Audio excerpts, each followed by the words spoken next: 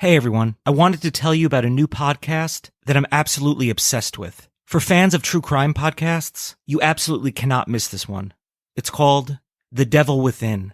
It's a case that's haunted Jefferson Township in my home state of New Jersey for more than 30 years. On a snowy January night, a 14-year-old boy named Tommy Sullivan murdered his mother in cold blood, set fire to their house, and then took his own life. Investigations revealed that Tommy was part of a satanic cult, which sparked nationwide hysteria that we all know as Satanic Panic. This monumental moment in American culture led communities nationwide to enforce draconian measures to protect their children from what they perceived to be the devil's influence. Even the Catholic Church was convinced that this was a case of demonic possession. On The Devil Within, the truth about the grisly murder is finally revealed. Did Tommy act alone? Did he really commit suicide? Is his cult still in power? The Devil Within finally sheds lights on questions left unanswered for decades. You're about to hear a preview of The Devil Within. While you're listening, follow The Devil Within on Apple Podcasts, Amazon Music, or you can binge the entire season right now by joining Wondery Plus in the Wondery app. And now, The Devil Within. Went into the house with him. There were books on the floor that were on fire. There were satanic books that were set up in a circle in the living room. We started stamping it all out. He's screaming for his family. At that time, the younger son comes out of his bedroom, and Tom asked him if he saw his brother and his mother. He said, yeah, I saw Tommy. He was covered in blood. He said he cut his hand, and Mommy was taking him to the hospital for stitches. So the little kid went back to bed, apparently. I said to the senior, there you go, he cut his hand, your wife's taking him to the hospital. And he's like, no, both the cars are here.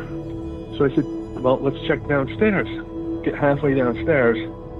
Tom looks to his left, sees his wife, who's been murdered, and just turns around and starts running out of the house.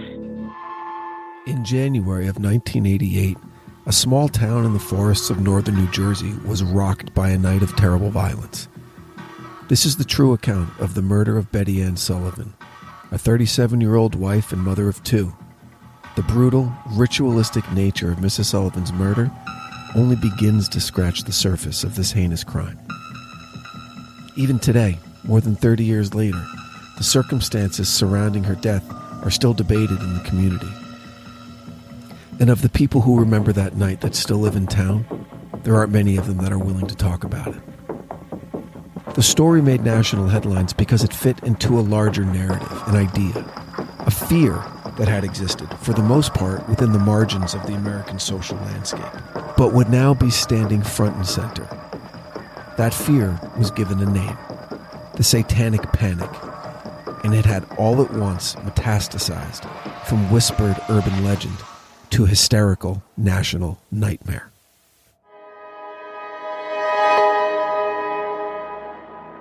By the time Detective Paul Hart arrived on the scene, the single-story gray house with the black shutters was awash in the manic blinking of police lights. The firefighters didn't have much to do. The fire was contained before it had spread out of the family room. Detective Hart was more concerned with the basement, where the dead body was. At this point, he knew two things. There was a mutilated body of a woman in her late 30s, presumably Betty Ann Sullivan, the woman of the house. And her son Tommy, a boy of 14, was missing. He was sitting in quiet contemplation of this when his phone rang. Tommy Sullivan had been found, and it wasn't the news he was hoping for. The crime scene was across the street from the Sullivan home in the Eastman's backyard.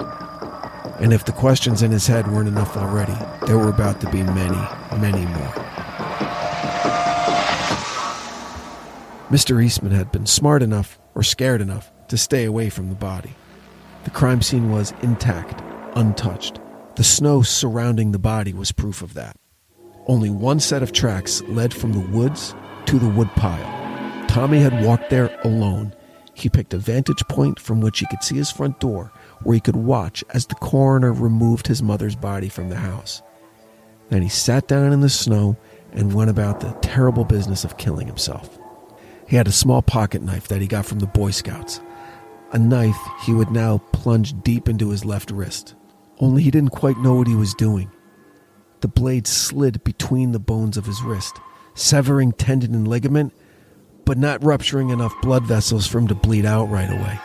He tried again and again, but kept getting the same results. in terrible pain, probably close to passing out from shock, and afraid that he'd be discovered before he actually finished the job, Tommy chose a more permanent solution. With his remaining good hand, he plunged the small 3-inch blade into his neck, just below his left ear, and summoning what must have amounted to superhuman strength, dragged the blade across his neck until it reached his other ear. The depth of the cut was astonishing, as was the amount of damage it inflicted. Arteries, muscles, windpipe, larynx, all completely severed. There was an explosion of blood and gore, and the weight of his head, in the absence of the muscles of his neck, nearly overcame the structural integrity of his cervical spine. As it was, the result of the single slash of his blade left him with his right ear come to rest on the back of his right shoulder blade, with his chin pointing straight into the sky. Detective Hart knew immediately that the blade in Tommy's hand would have forensic evidence confirming it as the knife used to murder Betty Ann Sullivan. He also knew that Tommy's fingerprints would be found on the dumbbell in the Sullivan residence. What he didn't know was how these wounds could be self-inflicted, and he wondered if any evidence would be found indicating that the death of this boy was anything other than a suicide. Questioning of the family opened up many disturbing avenues of investigation for law enforcement. Satanic worship, musical influence in the form of heavy metal bands, concealed obsession with the occult, and all in an incredibly short period of time. The family stated that at Thanksgiving, Tommy was his normal self, but 6 short weeks later, he seemed to be a completely different person. The last piece of evidence that was collected that night and delivered to Detective Hart the next morning was a folded sheet of paper recovered from Mr. Sullivan's car that had been crashed and abandoned in the Eastman's driveway. It was written in Tommy's hand and was a contract between Tommy and the great demon of hell that called for the murder of his family, followed by his own suicide. The signature on the bottom was simple and clearly legible, barely in cursive. The signature of a kid, a child really, who mere weeks prior was a well-adjusted boy of 14, a loving son and brother, a loyal friend and gifted student who was completely normal and well-adjusted in the way that all parents hope their children to be. To understand exactly what happened to this promising young man now requires a deeper investigation, an investigation into the fertile, impressionable mind of a teenager and what influences could so dramatically alter his entire personality. Were there signs that everyone missed? Could this have been prevented? And finally, is there any way for us to possibly know if there was something darker, something more sinister at play that led to a 14-year-old boy murdering his own mother and then taking his own life?